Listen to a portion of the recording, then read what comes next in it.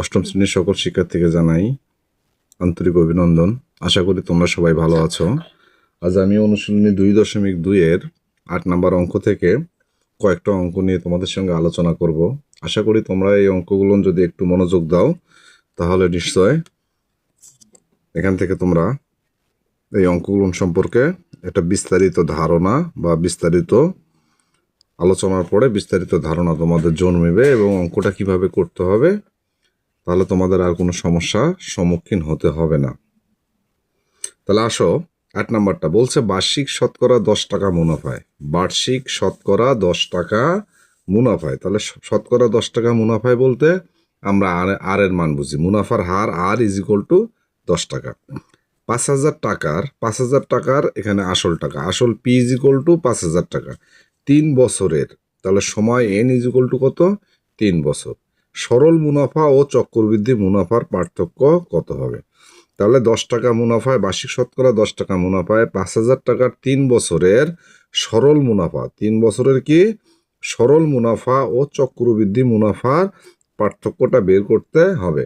তাহলে প্রথমে আমরা কি করব? সরল মুনাফা, তারপরে আমরা কি করব? চক্রবৃদ্ধি মুনাফার নির্ণয় করব। প্রথমে আমরা সরল মুনাফা, তারপরে আমরা কি করব? চক্রবৃদ্ধি মুনাফা নির্ণয় করব। তাহলে চক্রবৃদ্ধি মুনাফার থেকে যদি আমরা সরল মুনাফাটা বিয়োগ করি তাহলে আমাদের কি হবে? চক্রবৃদ্ধি মুনাফার পার্থক্যটা বের হয়ে আসবে। তাহলে এখানে কি দেয়া আছে? এখানে মূলধন কত দেয়া আছে? এখানে মূলধন আছে হলো 5,000 টাকা। মূলধন কত? 5,000 টাকা। আর সময় দেওয়া আছে কত? সময়, মূলধনকে আমরা পি দ্বারা প্রকাশ করি, সময়কে এন দ্বারা প্রকাশ করি। সময় এন হলো কয় বছর? 3 বছর। তারপরে কি বলছে? বার্ষিক শতকরা 10 টাকা হার মুনাফায়। তাহলে মুনাফার হার আর ইকুয়াল টু 10%। এটাকে আমরা যদি করি তাহলে কি বাড়ায়? উপরে 10, নিচে হচ্ছে 100।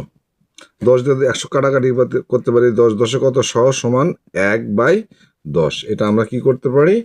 বের করতে পারি। তাহলে আমরা জানি সরল মুনাফা আর কি বের করতে হবে? চক্রবৃদ্ধি মুনাফা। তাহলে আমরা জানি সরল মুনাফা সমান, আমরা জানি কি সরল মুনাফা, আমরা জানি সরল মুনাফা আই ইকুয়াল টু কি হবে? পি এন আর। এটা হচ্ছে সরল মুনাফার সূত্র। এটা কি হচ্ছে? সরল মুনাফার সূত্র। I is equal to P N R. আমরা মান বসাই। পি এর মান হচ্ছে কত? 5,000। এন এর মান কত? 3। আর এর মান কত? 1/10। আর এর মান কত? 1/10 টাকা। এখন আমরা একটু, যেহেতু গুণ আকারে আছে সবগুলো আমরা কাটাকাটি করি। 10 দিয়ে কাটলে 5 10-এ কত? 50 থাকে। 2টা শূন্য বসলো। তাহলে 500 দিয়ে 3 গুণ করলে কত হয়? 1500। 1500 দিয়ে 1 গুণ করলে কত হয়? 1500 টাকাই হয়। কি হয়? 1500 টাকা। এটা হচ্ছে আমরা সরল মুনাফা বের করলাম কত? 1500 টাকা। আবার কি বলছে? চক্রবৃদ্ধি মূলধন একবার আবার কি করতে হবে? চক্রবৃদ্ধি মূলধন নির্ণয় করতে হবে। তাহলে আবার চক্রবৃদ্ধি কি? মূলধন। চক্রবৃদ্ধি মূলধনের সূত্রটা কি? C is equal to P into 1 plus R power হচ্ছে কত? এন। এখন আমরা মান বসাই। এখন আমরা কি করি? মান বসাই। পি এর মানটা কত ছিল? 5,000। 1 প্লাস আর এর মানটা কত? 1/10। আর এন এর মান হচ্ছে কত বছর? 3 বছর। এই টাকাটা আমাদের এখন চক্রবৃদ্ধি মূলধনের সূত্রটাতে প্রয়োগ করলে আমাদের হয়ে যাবে। তাহলে 5,000, এটা মাঝখানে যোগ আকারে আছে। তাহলে আমাদের কি করতে হবে? 10টা আমাদের লসাগু নিতে হবে। 10 দিয়ে পূর্ণাঙ্গ সংখ্যাটা গুণ করলে কত হয়? 10ই হয়। যোগ 10 দিয়ে 10 ভাগ করলে 1, এককে 1/3 টাকা।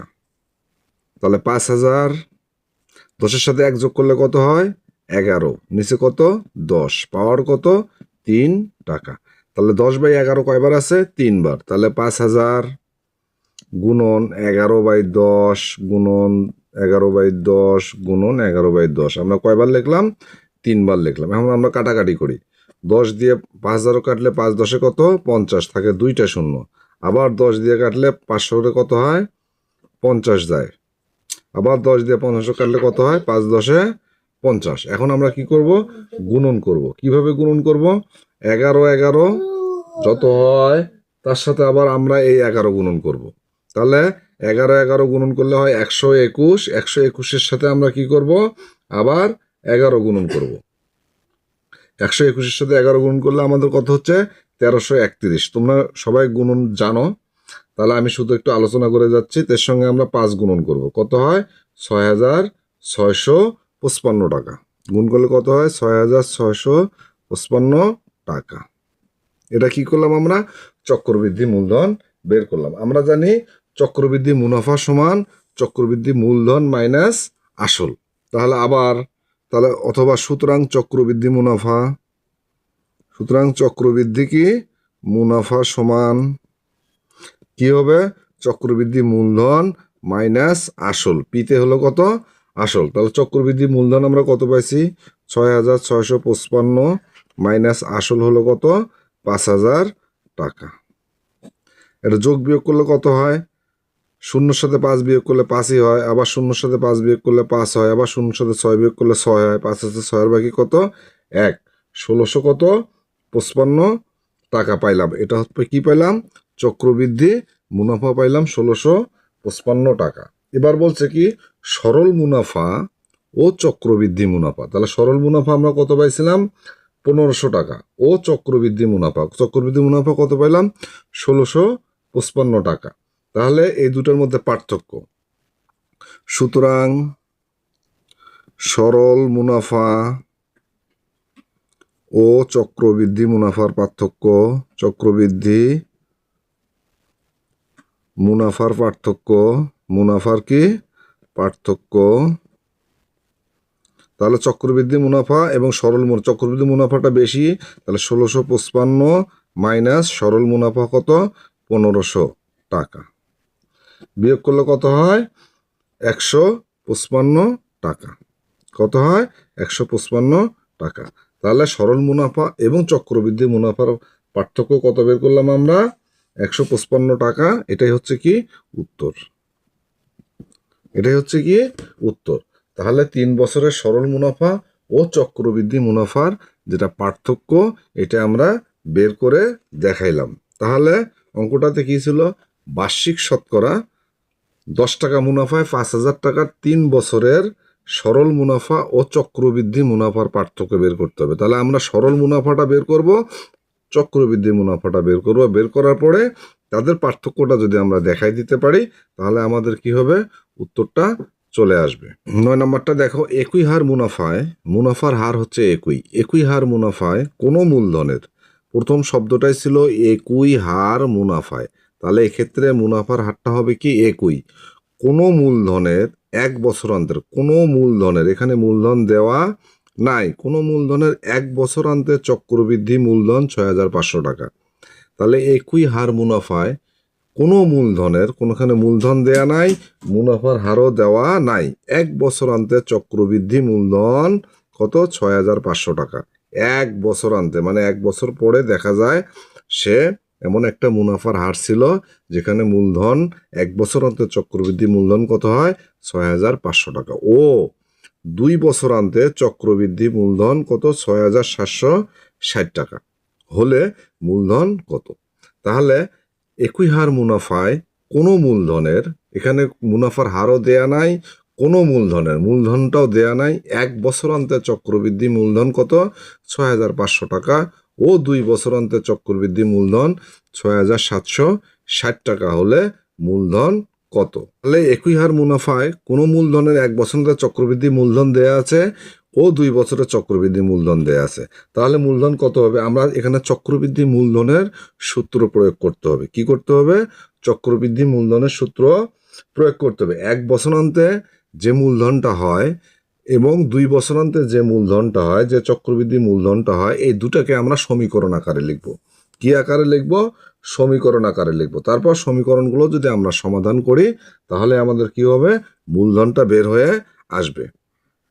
তাহলে আমাদের কি হবে মূলধনটা বের হয়ে আসবে। তাহলে আমরা জানি কি আমরা জানি মূলধনটা কি পি। মূলধন সমান কত? পি। সময়টা হচ্ছে কত? এন। সময়টা কত হচ্ছে? এন। আর মুনাফার হার, এটা কিন্তু আমরা প্রত্যেকটা অঙ্কতেই জানি যে সময়কে এন দ্বারা প্রকাশ করি, মূলধনকে বা আসলকে আমরা পি দ্বারা প্রকাশ করি, আর মুনাফার হারকে আমরা কি দ্বারা প্রকাশ করি? আর দ্বারা প্রকাশ করি। তাহলে চক্রবৃদ্ধি মূলধন সমান, চক্রবৃদ্ধি মূলধনের সূত্রটা কি?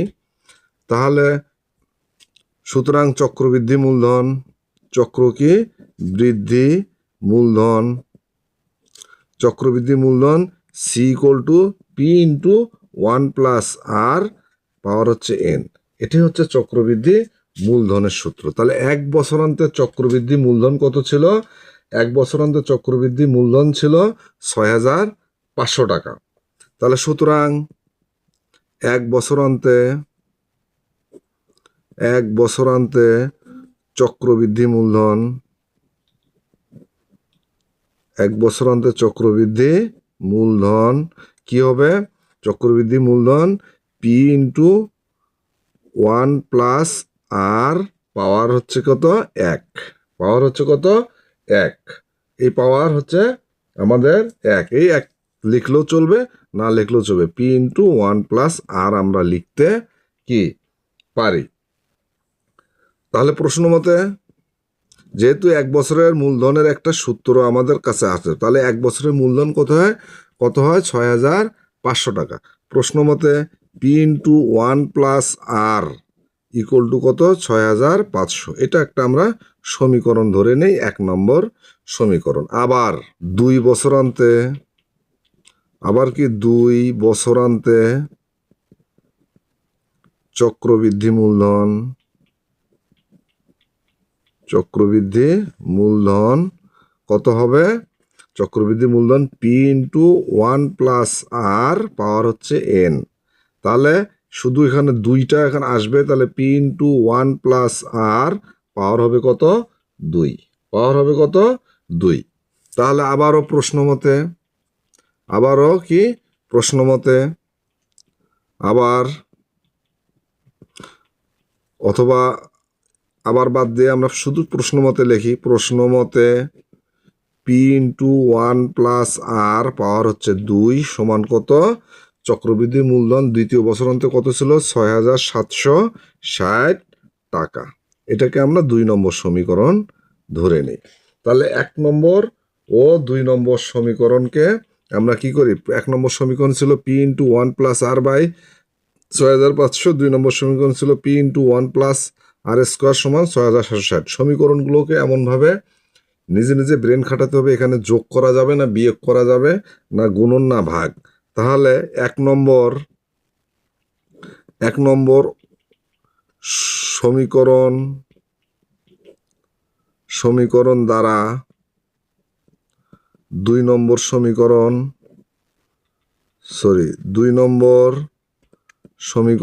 ভাগ করি। 2 নম্বর সমীকরণ কি করি? ভাগ করি, বা 1 ও 2 নম্বর সমীকরণ ভাগ করে পাই। এটাও লিখতে পারি, 1 ও 2 নম্বর সমীকরণ ভাগ করে পাই। 2টা শব্দ আমরা উল্লেখ করতে পারি যে 1 নম্বর সমীকরণ দ্বারা 2 নম্বর সমীকরণকে ভাগ করি, অথবা আমরা কি করতে পারি? 1 ও 2 নম্বর সমীকরণ ভাগ করি। এটাও আমরা লিখতে পারি। এই লাইনটারকে আমরা এভাবেও লিখতে পারি যে অথবা 1 ও 2 নম্বর সমীকরণ ভাগ করি বা ভাগ করে পাই। যে কোনো একটা শব্দ আমরা বসাতে পারি। হয় আমরা উপরের লাইনটা বসাবো, অথবা আমরা দ্বিতীয় লাইনটা কি বসাবো। তাহলে 2 নম্বর সমীকরণকে আমরা কয় নম্বর সমীকরণ দ্বারা ভাগ করব? 1 নম্বর সমীকরণ দ্বারা ভাগ করব। 2 নম্বর সমীকরণকে 1 নম্বর সমীকরণ দ্বারা ভাগ করি। তাহলে 2 নম্বর সমীকরণটা কি ছিল? পি ইন্টু 1+r পাওয়ার ছিল 2 সমান 6,760। আর 1 নম্বর সমীকরণটা কি ছিল? পি ইন্টু 1+r সমান 6,500। এখন আমরা এটাকে যদি আমরা কি করলাম? ভাগ করলাম। ভাগ করার পরে কি হলো? যে ভাগ করার পরে বা এটাকে আমরা এভাবে লিখতে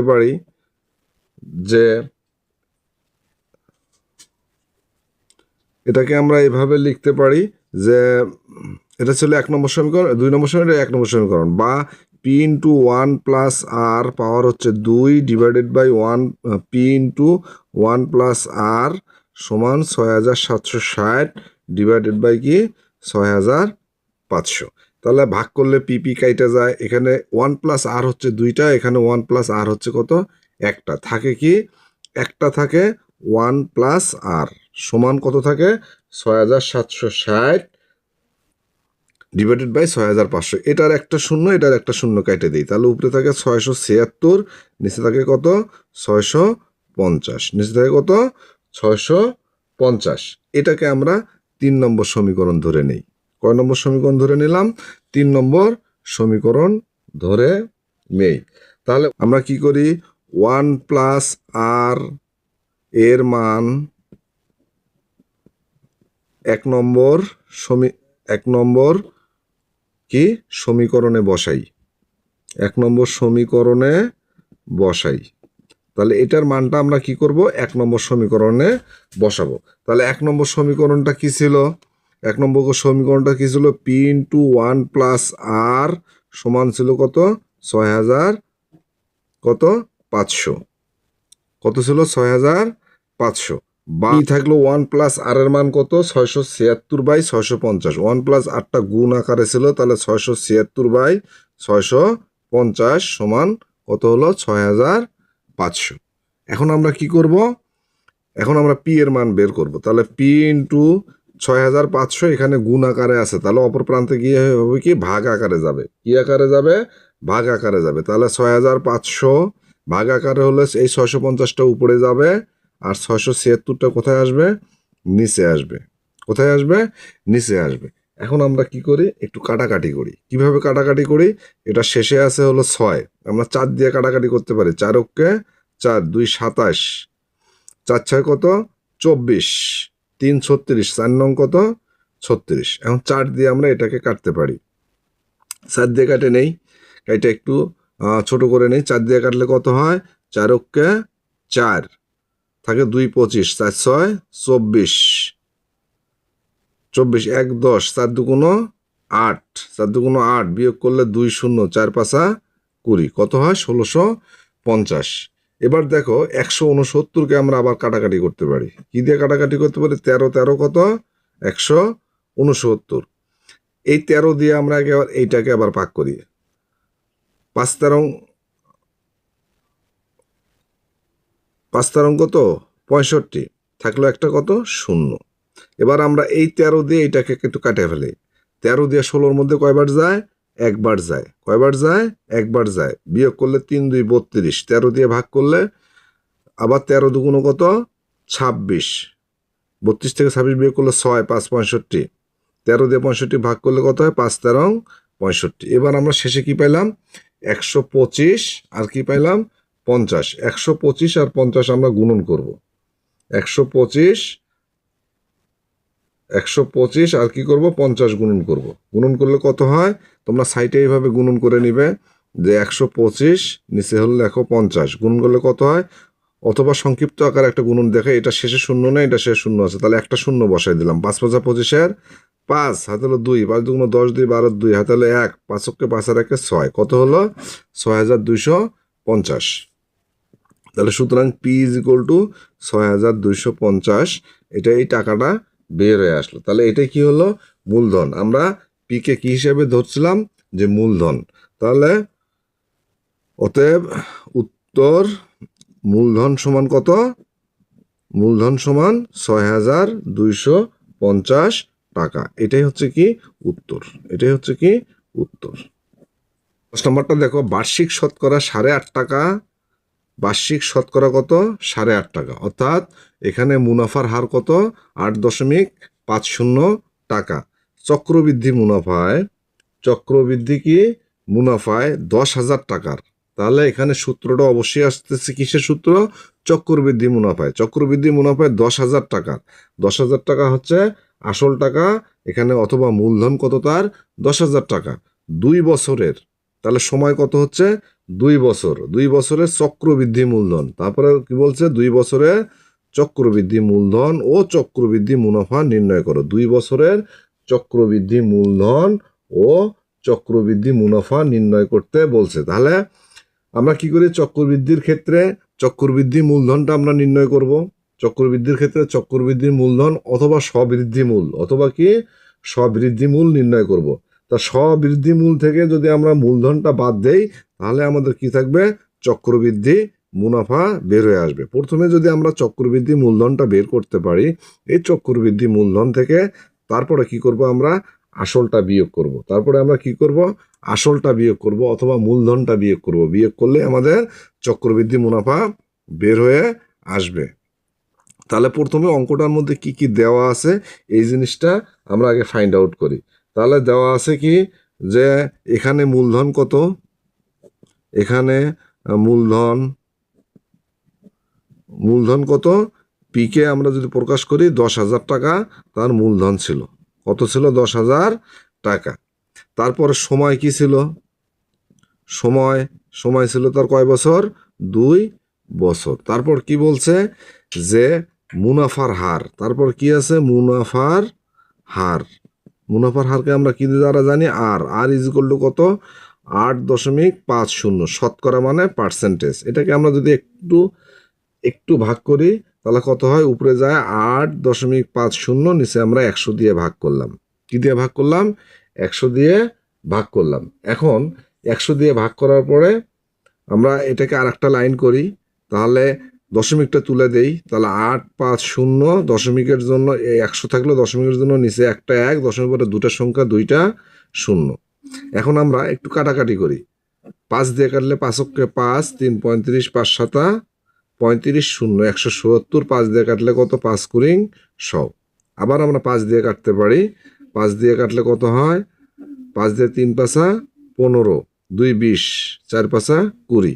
আবার 5 দিয়ে কাটলে 4 5 কত, 20।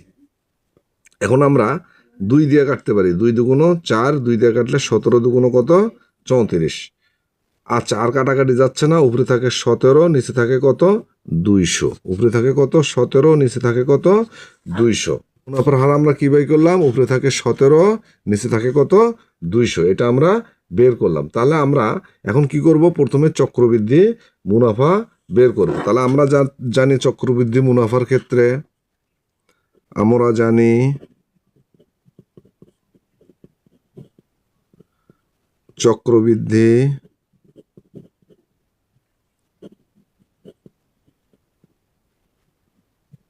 চক্রবৃদ্ধি মুনাফার ক্ষেত্রে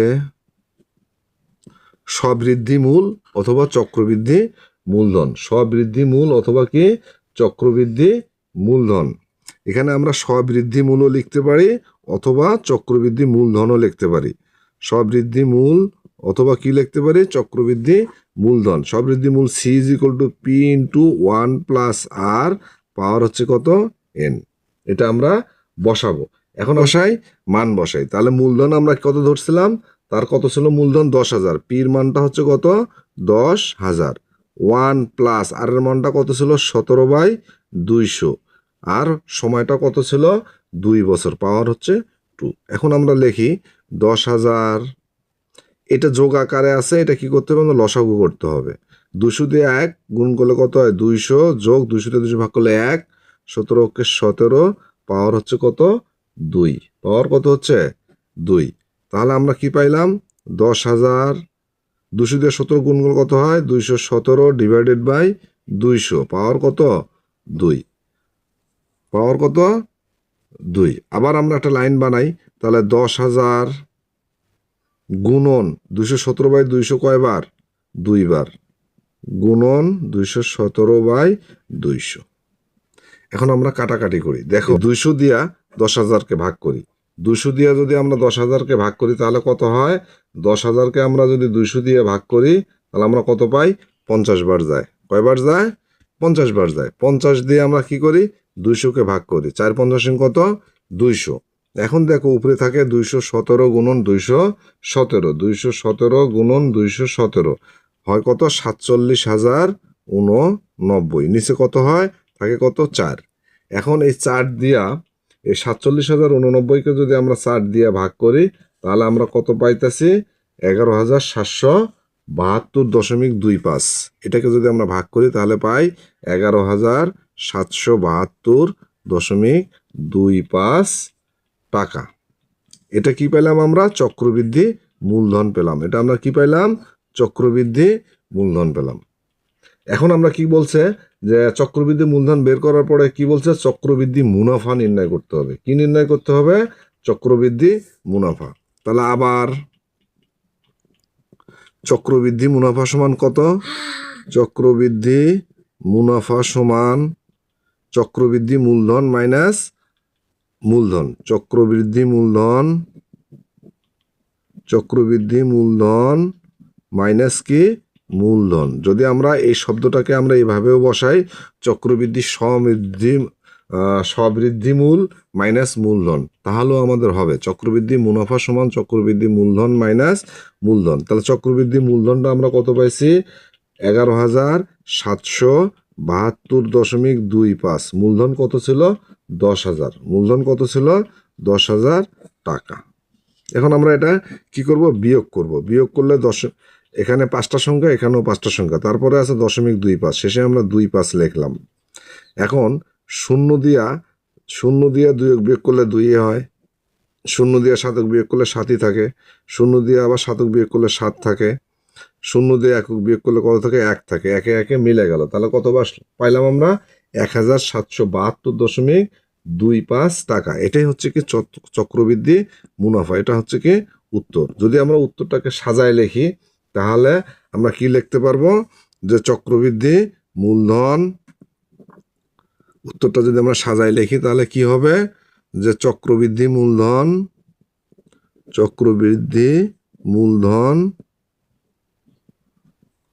11,772.25 টাকা। আর হলো চক্রবৃদ্ধি মুনাফা। চক্রবৃদ্ধি কি মুনাফা কত হলো? 1772.25 টাকা। আশা করি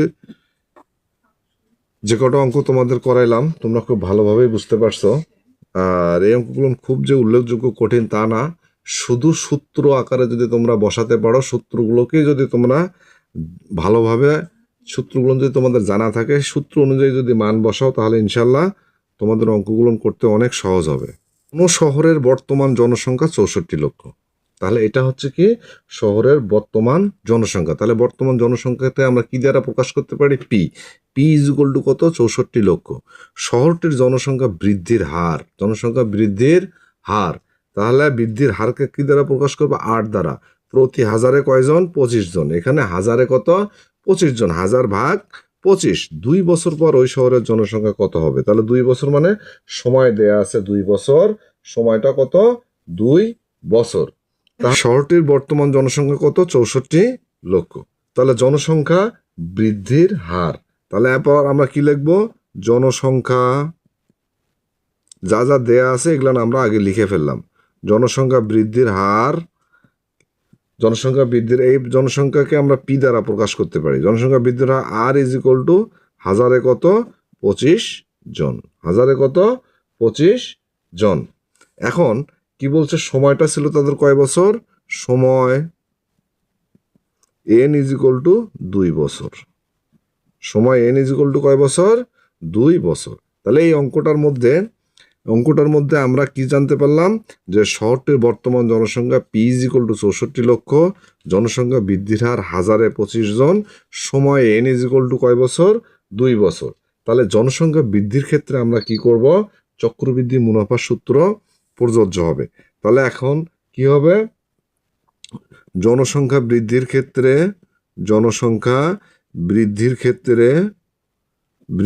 ক্ষেত্রে চক্রবৃদ্ধি মুনাফা সূত্র প্রযোজ্য হবে। চক্রবৃদ্ধি মুনাফা সূত্র প্রযোজ্য হবে। মুনাফার সূত্র প্রযোজ্য হবে। তাহলে এখন শব্দটা বসাই দেই। এখন জনসংখ্যা বৃদ্ধির ক্ষেত্রে চক্রবৃদ্ধি মুনাফার সূত্র কি হবে? প্রযোজ্য হবে। তাহলে সুতরাং চক্রবৃদ্ধি মুনাফার সূত্র C is equal to P into 1 plus R power কত হচ্ছে N. C equal to P into 1 plus R power হচ্ছে এন। তাহলে 2 বছর পর জনসংখ্যা কত হবে? এবার কি বলছে, প্রতি হাজারে 25 জন হলে 2 বছর পর জনসংখ্যা কত হবে? এখানে আমরা সরাসরি মান বসাতে পারি অথবা আমরা লিখতে পারি 2 বছর পর জনসংখ্যা কত হবে। তাহলে আমরা সরাসরি যদি মান বসাই, পির মানটা হলো 64 লক্ষ, একক, দশক, শতক, হাজার, অযুত, লক্ষ। 1 প্লাস আর এর মানটা কত? 25/1000। 25 কত? 1000। এন এর পাওয়ার কত? 2। পাওয়ার কত? 2। এখন আমরা এটাকে কি করব? একটু ভাঙাই নিব। ভাঙাই নিলেই আমাদের অঙ্কটা ইনশাল্লাহ হয়ে যাবে। তাহলে জনসংখ্যা বৃদ্ধির ক্ষেত্রে কি সূত্র প্রযোজ্য হবে? চক্রবৃদ্ধি মুনাফার সূত্র প্রযোজ্য হবে। 64 লক্ষ কি ছিল? 1 প্লাস 25/1000। তাহলে এখানে 1000 লসাগু যায়। 1000 লসাগু করলে কি হয়? 1000 সাথে 1 গুণন করলে কি হয়? 1000 যোগ 25 পাওয়ার হচ্ছে কত? 2। পাওয়ার হচ্ছে কত? 2। এখন দেখো 64 লক্ষ, একক, দশক, শতক, হাজার, অযুত, লক্ষ। 1000 সাথে আমরা 25 যোগ করি, তাহলে কত হয়? 1025/1000 পাওয়ার কত? 2। এখন আমরা এটা একটু কাটাকাটি করেও আমরা কি করতে পারি? কমায় নিতে পারি, অথবা আমরা এভাবে আবার লিখতে পারি, একক, দশক, শতক, হাজার, অযুত, লক্ষ গুণন এই 1025/1000। এটা আছে কয়বার? 2 বার। কয়বার আছে? 2 বার। আমরা এভাবেও লিখতে পারি। এখন আমরা কাটাকাটি করি। এখানে আছে কয়টা শূন্য? 5টা শূন্য। কয়টা শূন্য? 5টা শূন্য। 1 2 3টা শূন্য কেটে দিলাম। 3টা শূন্য কেটে দিলে এখানেও 3টা শূন্য কাটা যায়। তারপরে আছে কত? 2টা শূন্য। এখানে আছে কয়টা শূন্য? 3টা শূন্য। এবার আমরা 2টা শূন্য কেটে দেই, এখানে 2টা শূন্য কেটে দেই। থাকলো কত? 10। 10 দিয়া তাহলে 5 দুগুণ কত? 10। 5 দিয়ে একটাকে কাটাকাটি করি। 5 দুগুণ 10, থাকলো 25। শূন্য 5 5 কত? 25। এখন আমরা 2 দিয়ে 64 কাটি। 32 দুগুণ কত? 64। শেষে কি থাকলো? 32 গুণন 1025 গুণন 205। তাহলে আমরা কি করব? 32-এর সাথে 1025 গুণন করে নিব। তোমরা নিশ্চয়ই গুণন পারো, তোমরা গুণন করে নেবে। 32-এর সাথে 1025, তার সাথে আমরা যদি 205 গুণন করি, তাহলে আমাদের কি হয়? 67,24,000 এটা আমরা পাচ্ছি। এত কি? জন। এত জন।